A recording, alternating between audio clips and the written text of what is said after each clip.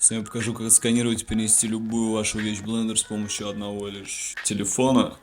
Ой, хороша была любовь. Скачиваем бесплатное приложение Polycam и начинаем сканить объект, обходя его вокруг. Изначально я хотел сканировать буровую установку RB2A2 Ural 4320 1916 65, но под рукой, к сожалению, не оказалось. Но потом я вспомнил про данный экспонат и понял, что я буду оформлять именно его. После всех телодвижений нажимаем большую кнопку «Загрузить и обработать». Перед экспортом я решил отсканить что-нибудь еще, но только неподвижное. Нажимаем значок скачки, выбираем формат GLTF, потом заходим в Blender, нажимаем импорт GLTF, и все, вы увидите свой объектик. Давайте его немного очистим и что-нибудь сделаем.